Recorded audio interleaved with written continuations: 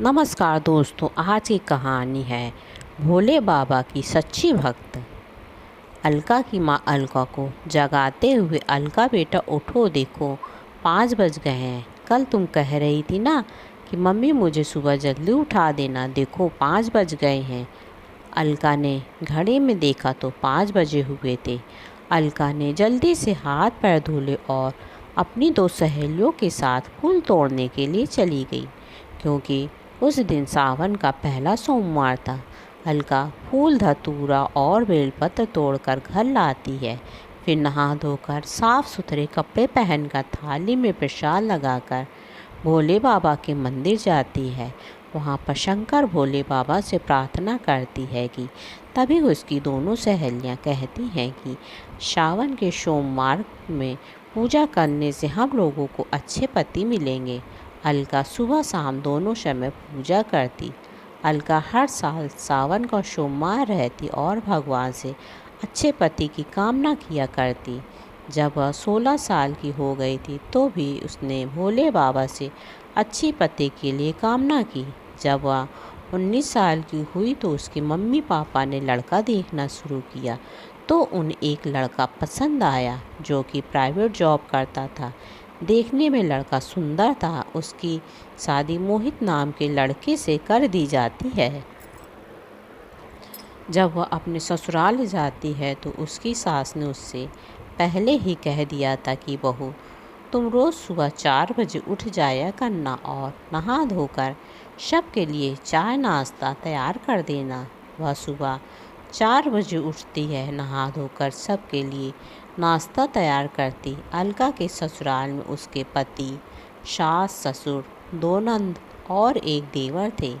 अलका के ससुर जब सुबह 6 बजे टहल कर घर आते तो अलका उन्हें सबसे पहले चाय देती। अलका के ऊपर इतनी जिम्मेदारी हो गई थी कि अब उसे पूजा करने का टाइम ही नहीं मिलता था। वह बस हर समय किसी न किसी की खातिरदारी में लगी रहती। अलका अपने ससुराल में अब तो जैसे नौकरानी बन गई थी।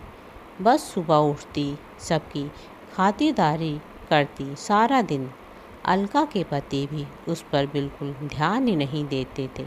अलका की शादी के 8 साल हो गए थे, उसे कोई भी बच्चा नहीं हुआ था।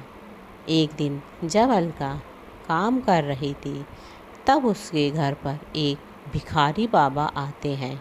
अलका भी भिखारी बाबा को पैसे देने के लिए जाती है।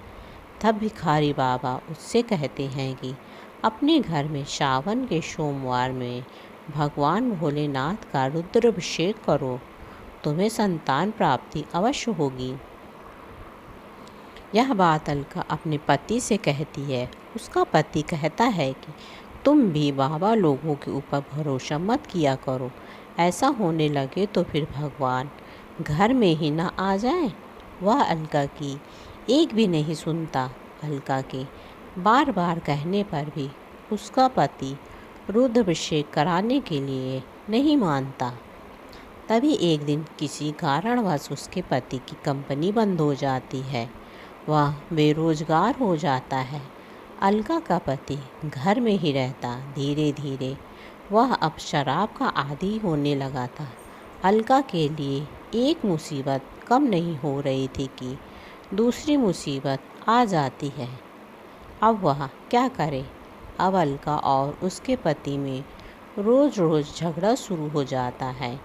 इसी गुस्से में वह घर छोड़कर अलका अपने मायके चली जाती है।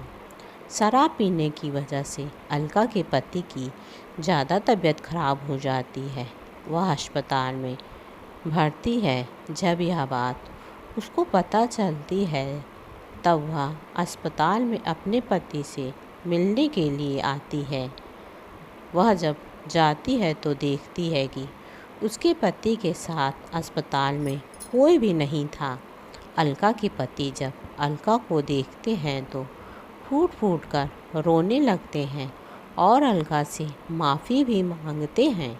अलका उन्हें माफ़ कर देती है और उनके अच्छे से देखभाल करती है।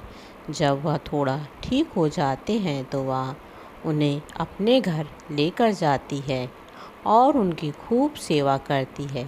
जब वह पूरी तरह से ठीक हो जाते हैं, अलका और उसके पति भगवान भोलेनाथ के मंदिर जाते हैं और वहाँ पर भगवान शंकर का रुद्राभिषेक की पूजा करते हैं और विधि विधान पूर्वक पूजा संपन्न करके भगवान भोलेनाथ का आशीर्वाद लेते हैं। और उसी दिन अलका के पति ने कसम खाई थी कि आज के बाद वह कभी भी शराब को हाथ नहीं लगाएंगे। अब वह पति पत्नी दोनों खुश थे।